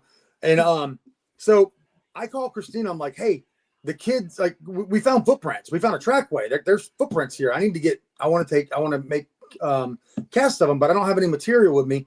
Would you mind coming over and bringing me some, because it's not that far. It's only like 25 minutes from our house, and which is such a nice convenience. But we like, she comes over. She's like, yeah, sure. She comes over and meets me. I make my mold, or I make the cast. I let it sit. I'm like, hey, we got to let this sit for a little while. Why don't we go for a little hike? Remember now, so that was Friday that we had the eye shine. This is Monday. We go walking, and we're walking up through these horse trails that go up through the cedars and everything. It's really cool, creepy area. And as we're coming back, I made kind of a wrong turn and missed my trail. And I'm walking down this trail. I'm looking at my GPS and my phone's dying. It's getting dark. And I see my mark and I'm like, that's where the footprint's at. We're going to just go across this way through the trail. We're just going to go through the middle of the forest, over the hills, and do it. Well, so we start hiking through. I'm with my 2 kids and her, and we're going through that spot. We go up over this hill, and we come into this little valley looking thing with this grass that's about this tall. That grass was about, it was like sawgrass. It was like, yeah, like sawgrass, lemongrass, sawgrass, something. It was about this tall. And we go walking in, and it goes right in towards this little valley. Trail. Yeah, it was like a trail going in like a valley. And the hills were like 100-foot tall, which for Florida is huge. Yeah. And they're on both sides. So you got this little valley in there. We were walking in, and 30 yards up, 20 yards up I didn't know what it was. It's standing there looking at me. And I stopped, and my son ran into me. And I realized what it was. It was looking at me. What? Oh, your goosebumps? I know. She was behind me. My son's behind me. She was behind my son, and my daughter was behind her in a line going through this little spot. He's standing there. It's not gigantic. It's not much taller than me, if it even was taller than me. But it looked like a bodybuilding gorilla, like a lean, chiseled gorilla standing there. And he's looking at me with the most beautiful black brushed looking hair, like it was blow dried, like his hair was blow dried. And I'm like, he instantly takes off, one like a person, 1 foot, 2 foot, and on the third step jumps down to all fours, never missed a beat, and plows through all that grass and brush and tree, everything. And then my son is like, what? And I pick him up, and then he can see it. He just sees his shoulders and his butt running through the trees, or running through the forest, and he's just enough time to see the shoulders and black and him running. And then he sees him go up on 2 legs. He goes on 2 legs back up the hill and is gone. Yeah. Like the fastest moving thing I've ever seen in my life. And I swear we're not making this up, man. Like we've had a lot of amazing encounters and cool things happen. You have to put yourself in the right places and be a little lucky and a little bit of misfortune and a little, you got to have a little bit of everything has to happen. And I couldn't believe, but we just had the eye shine. But again, we're not recording. I'm like, we weren't recording. You never think about taking out a phone or a camera or anything when it's going on, because you're just sitting there in amazement, just watching it happen. And that's what I try telling people. But it's like, you're going to need to mount. I was thinking about it. So mount cameras on your hats, on your little backpack, have one on it. I'm going to guess this was a teenager. If this is what I'm guessing, a teenage male. I say that because of this footprint, because he matches that footprint and what you saw, and what we saw. Right. He did not match the eye shine. The eye shine was dad. Right. No way. Yeah. That eye shine was 8 foot tall, and that was dad. But this matched what we saw. So that was really awesome. 100. It ended up being only about maybe 150 to 200 yards away from where we found this footprint, and my salt block and the eye shine is where we saw him. So it's like that has to be, I would assume that has to be his footprint, But Kylie and I were there too, but we didn't see it. Oh yes. There with sticks and leaves bigger than her head, and we were like, playing with all the little things we've collected, and she's tripping over everything. Have you guys seen the video that Christina took right then whenever it happened? I did whip out my phone and take the video. I'll have to look through it's on YouTube. I have it on my YouTube channel. And it says this. It's the video that says this is where it happened, or this is when it happened. And Christina pulled out her phone and started recording, but it was already gone. But she recorded my whole action. Like you got the entire. Like, are you trying to pull it up? Yeah. See what it's called to be sure. I'm the best actor in the world if I was acting, and my son too, because I was like so excited and so in disbelief, not scared at all. I couldn't believe he was right there. I thought it was a bear almost at first, but it was standing up, and it wasn't gangly though. It was like this. Yeah. And then when he turned and he did that walk, 1, 2, and the third step went to all fours. It was like to see how fluid he did that, and the amount of speed that had when it went to 4, and like it was just these wide shoulders and his butt going through the bushes, man. Like. And then back to 2 legs and up the hill and was gone. And you could just, as he's going off. And my daughter starts crying. I'm like, it's okay, baby. He's not going to hurt us. He's not going to hurt us. She's like, no, I wanted to see him. Oh man, it breaks your heart because it's your daughter. It's different. I thought that she was going to was scared, and she was mad because she didn't get to see him. She was upset because she didn't see him, and we saw it. No, that's you're one of the few people I have heard that has talked about actually seeing these things get down on all fours and running, and then like. Even though other people said the same thing as you, they took a couple steps or they started to run. And then when they got down on all fours, it's like they don't even miss a beat. I don't even know how they do it. You look at a bear. A bear, when he gets up on his legs, a black bear, he's goofy.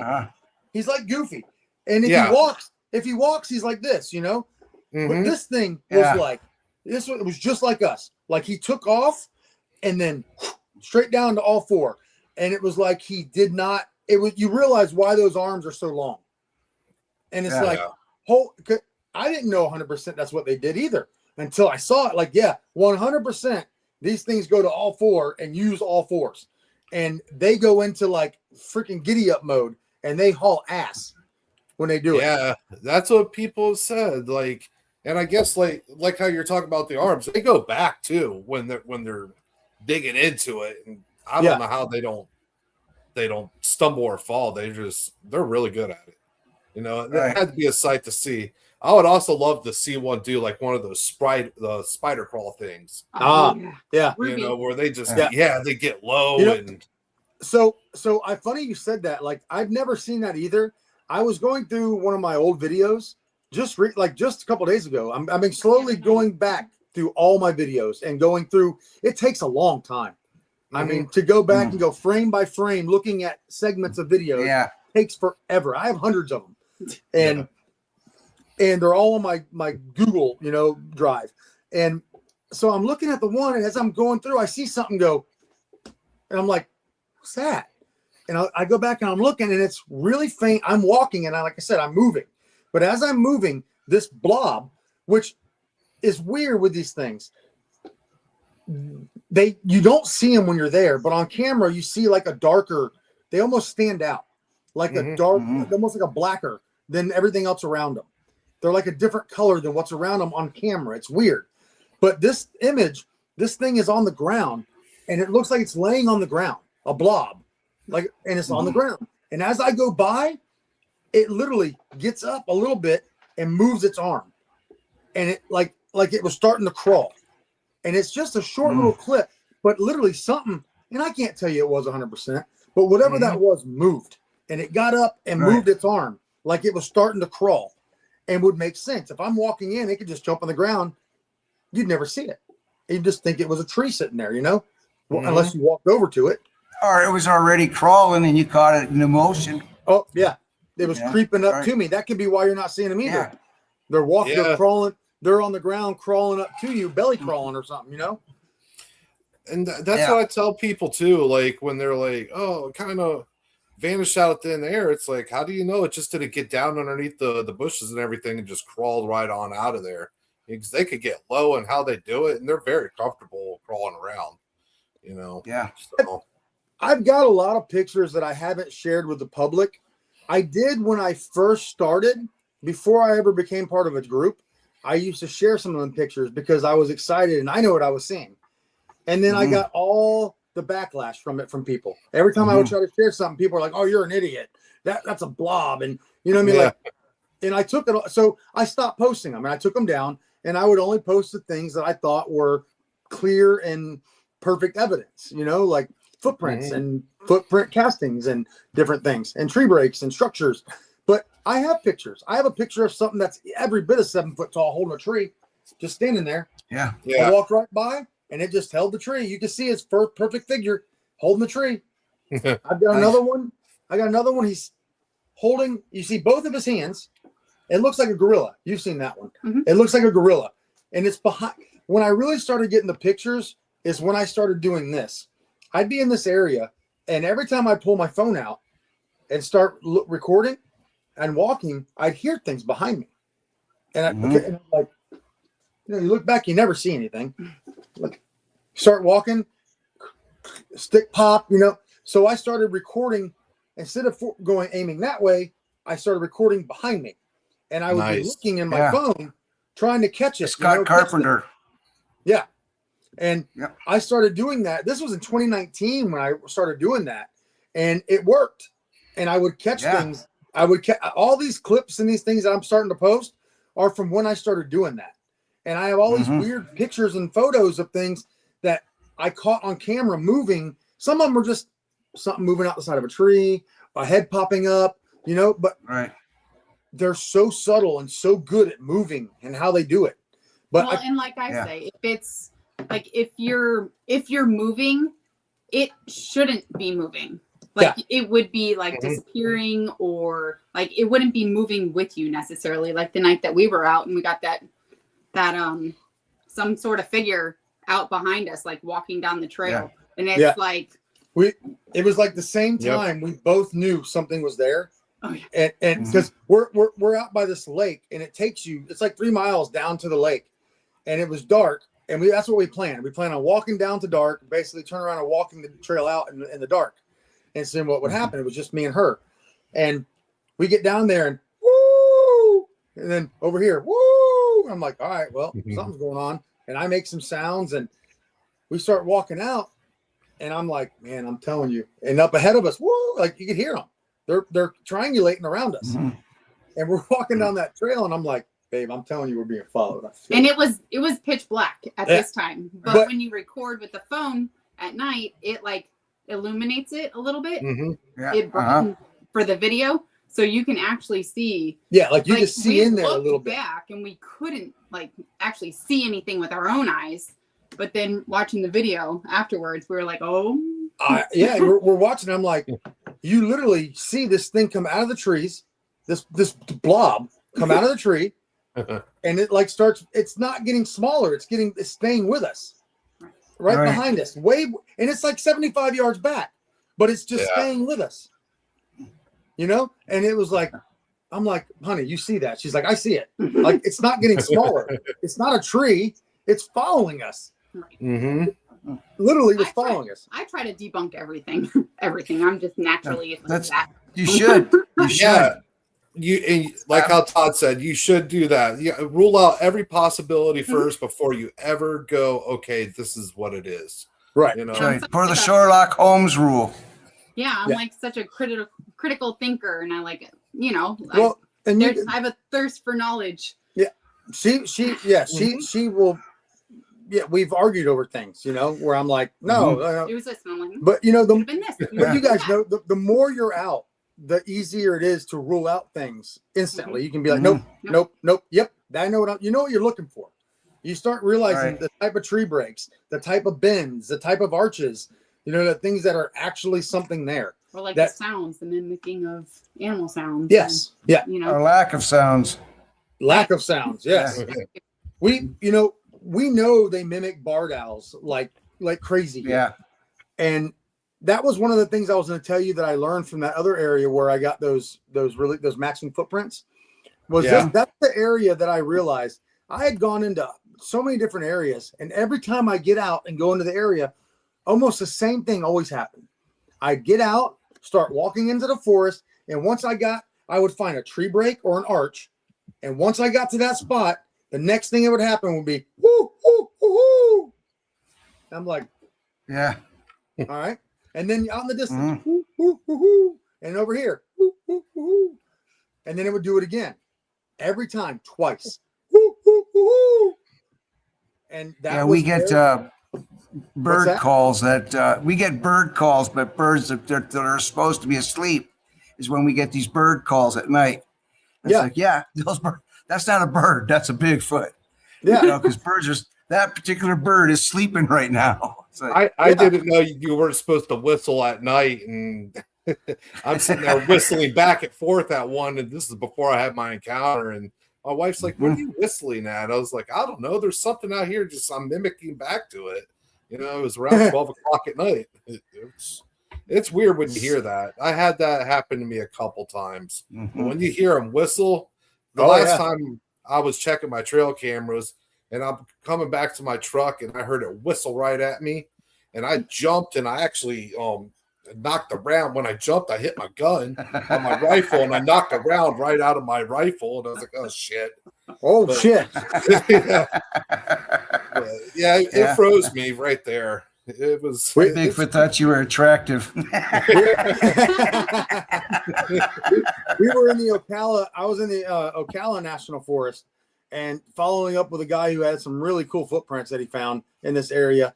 And we're there was 3 of us, and we're walking from back to the lake coming back in, and there was 3 of us meeting up with the other part of the team. And as we're walking by, and it was like only 20 feet away, right in the middle of the bushes. And I'm like, we all stopped. We're like, holy shit, man. Like, I'm like, hello. I'm like, and we're all like, dude, that was right there. Like, it's in the bushes. Yeah. And it whistled at us. Too bad you didn't have a rock. You could just throw it in there, you know? Yeah, I wouldn't have done that. Why not? Like when we heard something. Yeah. Just to scare it off. Just to see if something takes off. Was I done it, and I had rocks thrown at me. I picked one up and threw it back. But then I turned around and walked away because the person I rode with was going to leave me there.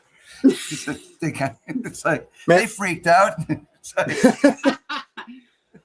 Man, I've had so many people say, so many different people judge us from how many things we've had happen, and it's like. I don't know if it's lucky, if it's fortunate, if it's fortunate, if it's luck, or she loves to make fun of me and my work. She loves my grammar. It's my hobby. Yes. You're blessed. You're blessed. But I am from the South, and I have certain words that I say, okay, that she picks up on, and I'm like, oh yeah, don't ya, ain't ya, huh? Because she's from like up in the up Midwest. Whatever. She makes fun of me because I say things like deodorant instead of deodorant.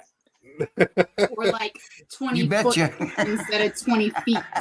That's the thing. I was born and raised in Florida, and my wife's from Wisconsin, so she had that. Every once in a while, that accent comes out of her. So. Yeah. And when she gets excited, she's like, "Oh yeah, oh yeah." Oh, did you hear that? But the thing about it is, if you're going to sit there and be, and this is a lot of people's problem. They're a couch potato. They live in the city. They don't get out into the woods, and of course, you're never going to see anything by just doing that. So when you do get out there and spend the time and everything else, things are going to eventually start happening. They're not going to happen right off the bat. Maybe sometimes it will, but give it time. Work the area, and then there you go. Something's bound to happen. I've been saying this for a while, man. I'm not the smartest guy ever when it comes to book smarts and book intelligence. I'm not. I'm not a super technical guy, but what I am is I'm a good field guy, and I have amazing intuition, and I can feel things. And I'm ADHD, and my superpower is feeling things, and I feel good and bad. I feel energies. I feel them. I know things, I'm very observant, and I pay attention to things that not many people pay attention to. And I learned that, we are in one of the how do you say it? Not the busiest states in the country, but we also have some of the most crazy woods and forests also that nobody dares go into because of the swamps and everything else and the mosquitoes and these corridors that come in, man. Like, you get in there, you can walk in a quarter mile and be lost for 2 days. Like, you can literally, that can happen to you out here. That would happen to me. It's really easy. But people are like, well, how can there be something in Florida? There's so many homes and developments? Well, honestly, it's easier. If I go out to the Pacific Northwest, there's 1 million acres I have to try and cover and trying to figure out where I'm going. In Florida, we have corridors. That's it. So if you can follow those corridors and where they get narrow, you go into those areas, I promise you're going to start finding deer, hog, cats, whatever. You're going to find all kind of game that are moving through those areas. If you find those areas where the game's moving, so whatever's going to kill them is going to be there. So that's right. Our Squatch families are being forced into these little areas.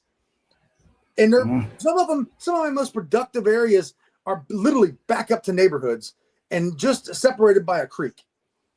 And we are their entertainment, you know, especially in Florida. Mm-hmm. They love it. They love watching us. And and the people that move to Florida are like retired, or I thought you were going to say something else. You said they're retired. I thought you were going to say the other R. Yeah, no. That too. That too. I'll agree. I was like, damn, honey. they move all these fancy neighborhoods, you know, they're all deed restricted and, you know, HOAs and all this crap. Mm-hmm. Those people do not go out in the woods. They don't go looking back there. They don't, you know, they don't take the time to see any of that. They have no desire to go there. They just want it all plowed down, and they want more shopping centers and everything else. Mm-hmm. They don't care about the woods. They put these neighborhoods in the swamp. They dig back, they fill in, and they go as far back as they can legally, and they're right on the preserves, you know. And that's all we have are these little corridors going through. So everything that comes through there, if you know where to look, it's easier to find. And that's what I've condensed. You know? Yeah, it's all condensed. Yeah. Yeah, you know, that's what makes it great. I was one of those closed-minded people down there in Florida. I lived in St. Lucie County, right there on the beach. You know, I didn't live out in the woods or anything, and that's why I was probably a huge skeptic all my life. But as soon as I got up here into the north woods of Wisconsin and Michigan, that changed forever, you know, so. Yeah. Well, you know, if you're a fisherman, okay, you know, if you're a fisherman and you go fishing a river that's 30, 40 miles long, or you go fishing a lake that's 10,000 acres, but you go fishing a pond that's 1 acre, and there's 10-pound bass all over that 1 acre pond, you have a better chance of catching a 10-pound bass in that 1 acre pond than you do in a 10,000 acre lake. Mm-hmm. Oh, you know, Joey, I live next to Lake Superior. Yeah. Oh, nice. Yeah. Did I tell you? And he lives next to Lake Michigan. Did I tell you guys I lived in Ohio for 1 year? No. Yeah. How'd you like that? I came back to Florida. That's why you were there for 1 year, right? Yeah. Honestly, I don't blame you. Ohio. I loved the people. I loved the people. Yeah. The people were blue collar, super nice. They treated me. They made fun of me a lot. I didn't realize I had an accent until I went there. And same till I came here. Yeah, like I worked at a factory up there, and like they were like, "Where in the South are you from?" And I'm like, "What? Have you heard you guys?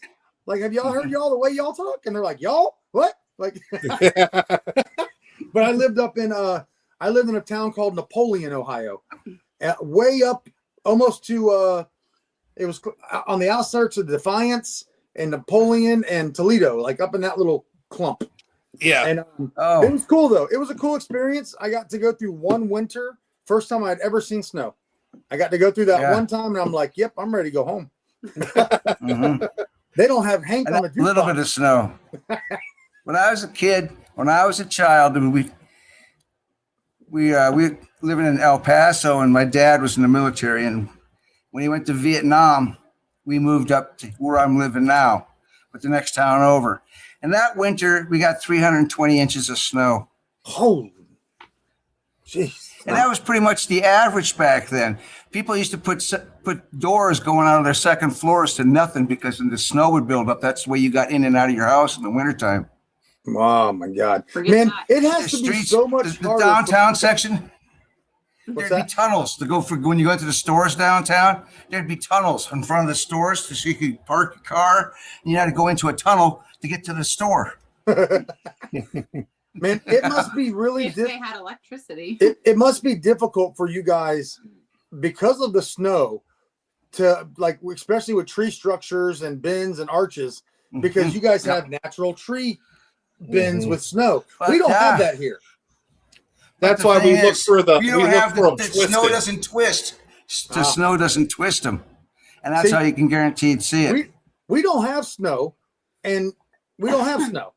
You might get an occasional bear that would bend a tree over every once in a while, but it doesn't happen. It's a lot easier to look over and go, "Look at that arch bending over." Like I've had sapling about the size of a ping pong ball just bend over right in front of my vehicle and touch the ground and bend right back up. And I'm thinking, and the guy that was with me is like, Todd, what does that? And I'm like, that ain't natural, that's for sure. It's like, have you guys ever noticed the next time you look? I started realizing this in this one area that look at the arches. All right, I got in this one area. There was like 10 arches, all of them, and every one of them had something in common. Right in the middle of it was fractured, just a tiny bit.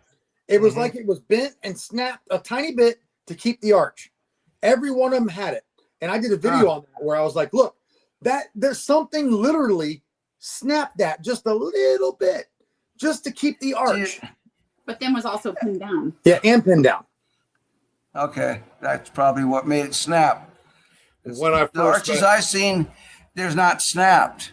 And that's how we can tell whether it's a man or Sasquatch. Is if it's snapped, I'm thinking it'd be a man because he's just going to bend it, without thinking about the snapping. So I don't know. Maybe, and oh, by the way, we don't get that much snow anymore. We get about 100 and some odd inches now, about 130, 140 inches on a bad winter. So that's enough. We got 0.000001 inch last year. Yeah. Yeah. When I first met, I can deal with that. when I first met Todd, and I took him out to that area where I was hunting. I showed him the tree structure. I found 2 trees that the tops were stuck into an X like this into the ground, and next to it was 4 trees, all bent over and twisted, touching the ground next to it. Wow. Whatever you get next to that area, I would never go out to that spot without him, because whenever you get too close to that area, that's when you get that overwhelming feeling of just being watched and everything else. And that's where all the screams and everything would come from. I just learned to stay away from it. So Plus, it was right next to a pipeline. Yeah. Through the woods, and on both sides of the pipeline, there was tree structures, like they were using them for concealing while the deer walking up and down the pipelines, So, and he was right below his deer blind was a set of crossed branches. So like you shouldn't be hunting here. Right below his tree stand. It's like a small one. Maybe about 2 foot tall. I moved away from there. I had a guy reach out to me, and he told me, he's like, the message he sent me was, what you're looking for lives where I hunt. And I'm like, oh, I've got to know what's going on now. So I reached out to him, and he tells me back, and he starts sending me pictures. And he was telling me, he's like, I've been hunting. I'm an avid hunter, and I've been hunting all over the state of Florida. I've been all over the country, over the world. And ex-military, he said, the woods that are 4 miles from your house, I told him where I live. And he said, the woods that are 4 miles from your house by this pond that I hog hunt are the scariest woods I've ever been in my life. And he started telling me, well, he took a hog trap. It took 4 trips to get the hog trap back into where it's at around this pond. And and he came back in there to go bait it or to go check it or do something. And it was gone. He's like, it's gone. He found it 40 yards away, wrapped around a tree. And he said another night he was in there, him and his wife, and they have a deck hunting blind that's like 8 foot off the ground. And they're in there hog hunting at night. And he said he heard something crunch, crunch, crunch. And it stopped. And he said it sounded like a tree shaking a little bit or moving. And that tree fell over right next to him. It pushed the tree towards him in the hunting blind, him and his wife. That'd be enough for me right there. I wouldn't. Yeah. Well, I went back to that spot with my friend Mike, and we walked into there, and it is a freaking creepy area. I don't know what it is. I think there's a big alpha in there, and he lets you know you're not welcome. But we walked in, and there's natural springs in these areas. And what it is, it's the middle of the Withlacoochee Forest. And it's 3-4 miles back into where these springs and everything are that nobody goes to. It's like a rainforest in there. And we're back there, and I found footprints, and I'm looking at these footprints, and we heard a stick pop, and I'm like, you heard that? And he's like, I heard that. And then we're sitting there, another one. I'm like, they're walking in on us. And I was like, keep cool. They're walking in on us. And I start talking to them. Is what I do. I start telling them, hey guys, I know you're here. I hear you. We're not here to hurt you. And I'm like, Mike, I'm ready to go. He's like, yep, I'm ready to go. I'm glad you said that. Like, and Mike's a big guy. He's never taken me there. No. I did the other day. Remember, we did go the other day to Bear Pond. I did finally take you there when we went live. That was the first time I'd ever taken you back there. Oh, that's what that was. I'm confused. And we go back. Me and Mike are walking out. And I hear.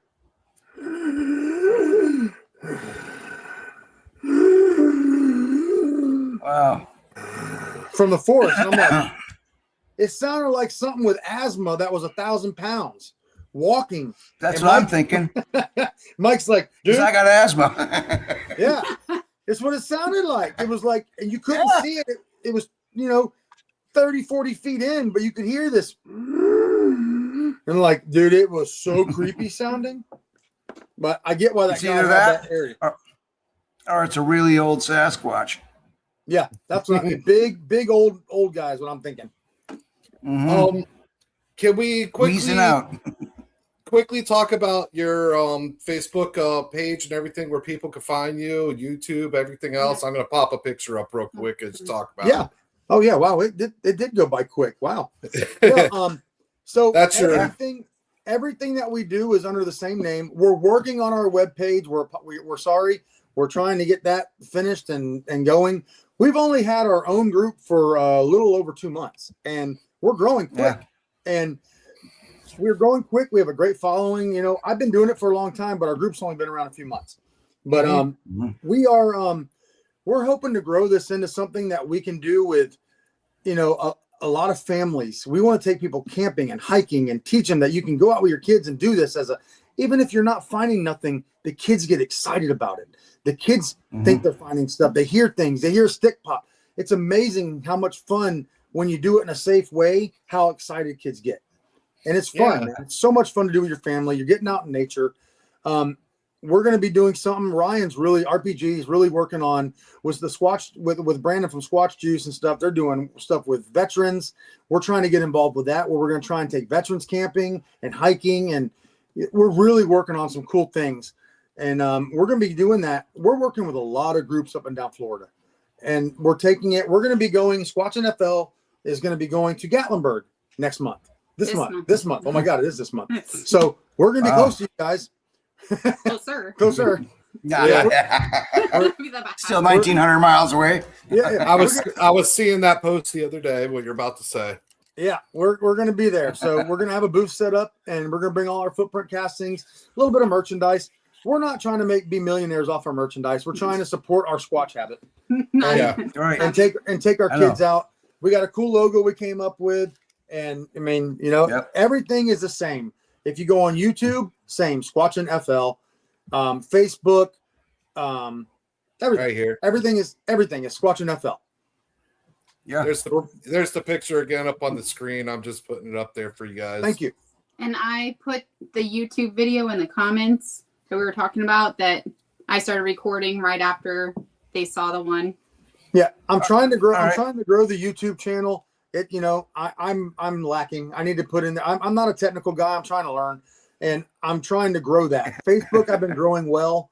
YouTube, I'm trying to grow. It's just, I don't have the setup to push those videos out all the time. It takes me a long time to make a little video, but I'm trying to push that. So the videos you see now are mostly the ones with us going out with the kids. That's good. No, I think it's awesome, and kids like getting out there in the woods and camping and everything. And if anything, that's what you're doing with them. If they don't find anything, it's still good to get them out there and do that. Yeah, I mean, and if you guys ever want to do something one day, a few weeks down the road, you want some people to come on, let me know. We'll set up a day when we're going to have all 4 kids before they go back to school or something. You guys would get it. Yeah. You guys would love to hear the kids talking, man. They love talking about it. Absolutely. We'll have to do that one. You have to. Yeah, we will. Did you guys get to see the Doug Highcheck show where my daughter decided to start talking to Doug and tell him that I was pooping? No, but I'm going to go see it. I got the clip. Now for sure. The clip is on my page. If you scroll down a little ways, you'll see it when we're on a panel with Doug. My daughter it's so damn funny. She just goes on there and she's like, me and my dad, we were in the Jeep. Dad had to poop. And I'm like, It's just like me and Kaylin saw something, and there was a log. and Everybody wasn't. and Doug, wasn't Doug, talking about Doug his can't turd. Doug can't even hold himself. He's just dying. And it's like, oh my God. Like, it was hilarious.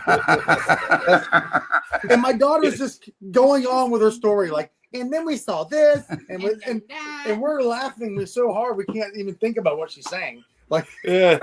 It's a lot of darkest things. No, that's great. Yeah, no, I thank you guys for coming on tonight. It was awesome talking to you guys both. You guys are thank you great. guys too. We've been talking for a long time about trying to do it, and I'm glad we got to finally come on and talk, man. Yeah, Definitely. Let me know before the kids go back to school so we can bring them on one time and set up a time for that. Yeah. Yeah, you guys will love it, I promise you. We should do like one by one. Yes, you know what I mean. Like do like let you guys each ask each one of them some questions, and they will be happy to do it. It's so entertaining, I promise you. Yeah, That's what we need. More families in the Squatching. We're proud that we have the youngest legit researchers probably in the country. Yeah, no, it's awesome that you guys get out there and do that with them. So don't get in trouble for that. It's a good family bonding thing that you guys are doing, and that's what is great about it. And they're learning how to take care of themselves. They're learning what to watch out for. My son has been doing it forever. Now her children are learning. Hey, this is dangerous. That's not okay. This you can use out there. Listen for that. They're learning how to take care of themselves in the woods and be aware. Exactly. Yeah, that's everything's great. so computerized and all the little video games, and nothing's real life anymore. Exactly. Yeah, that's a fact. Learning survival skills, and a lot of kids need to know that. As they get older. Yeah, super important. So, but all right. Thank you guys for coming on the show. Like I said, message me before the kids go back to school so we can bring them on, because that sounds like it'll be a fun time talking with them. And you guys are welcome. They will be looking forward to it, I promise you. Yes. You guys are welcome anytime back. Yeah, well, thank you. I'm glad you guys are up and going again, and everything's going good. And we look forward to it, man. Wish you guys success with your show as well, Oh, thank you. Yeah, we just switched over to YouTube, so we're getting just got to get out in the woods. Yeah, we just got to get out in the woods more. Tommy set us up with the guy Andre over in Minnesota, so we've been in talk with him. So we're going to be going to do a trip with Andre here shortly. Oh, awesome! You guys come down to Florida. You know who to call. Oh yeah, we would definitely get a hold of you guys for sure. And also, something else too. Later on, anytime you guys want to reach out to me and talk, man, this show almost happened live in the woods, because I was about to ask you guys, hey, can we do this from the woods? So that might be something else that'd be cool to do, Oh yeah, no, that would be really cool. Yeah, we'll definitely do that. Like that. We'd definitely do that. We'll take you to one of our areas. Full of good ideas. We'll take you guys to one of our areas and show you while we're out there walking around, Yeah. Yeah. No, I'd definitely be down to do something like that. Yeah, guys. For sure. So. Definitely. That's very good. We had a really good time. Thank you guys for having us. Thank you, everybody who was watching. We appreciate it a lot. Thank you, guys. Thank you guys again. All right. All right. Have a great night. Have a good night, you guys. Thanks. And happy anniversary again. Oh, thank you. Oh, yeah, for sure. Thanks. Yep.